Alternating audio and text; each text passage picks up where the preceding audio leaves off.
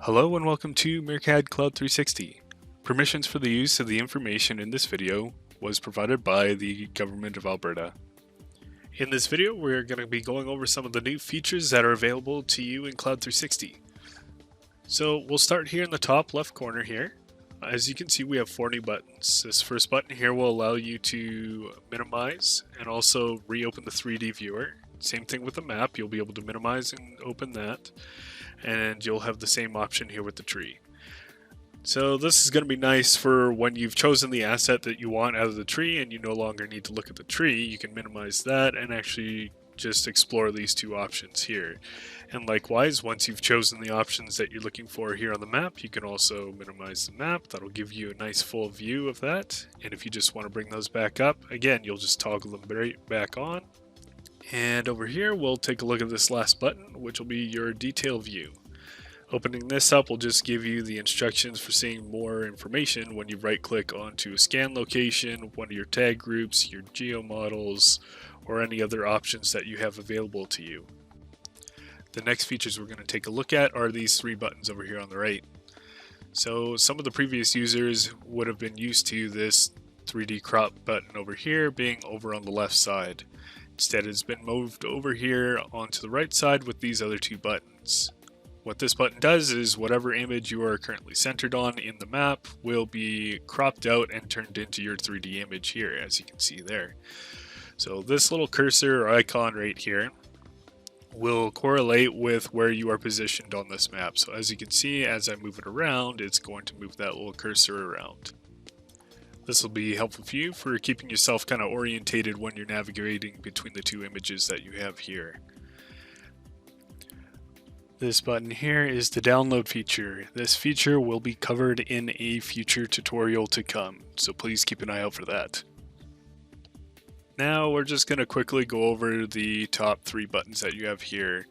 They're just simple selections, so you got a full screen map, expand map, and close map. So as you can see, when I click full screen, it's going to minimize the other 2 views that we have there and make it so that the only thing you're actually seeing there is your map.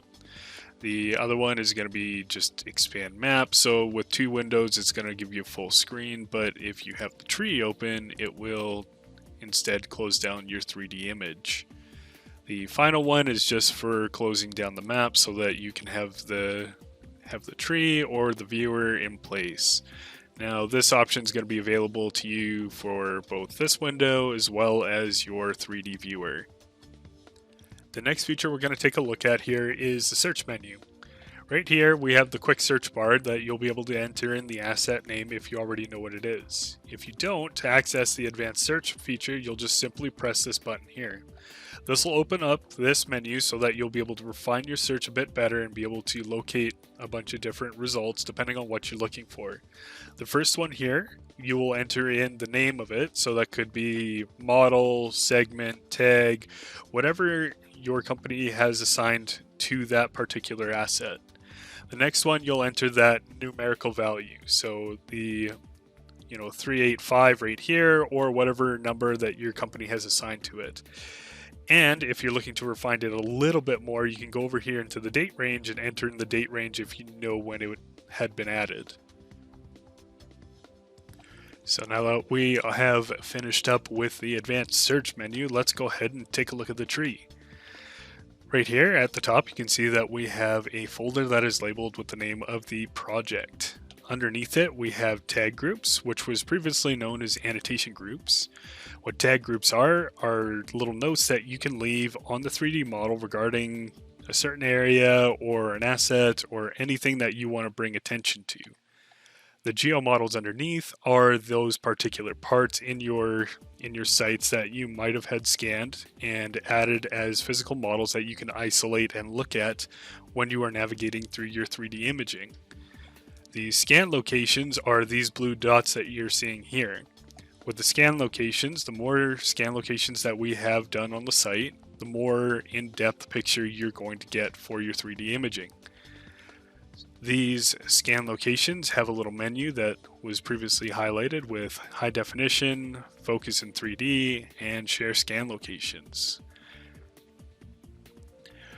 With this menu here, by working with a Meerkat product manager, you can actually create any sort of nodes or groups that you might need according to your organization's needs and desirability in terms of this menu. The last thing we're going to take a look at here is the drop-down menus up here at the top. This first one here is going to have a list of companies that'll be available to you once you've clicked on it. This one here will also have a list of sites pertaining to that particular company that you have chosen. And along with those sites, we'll have your project list here.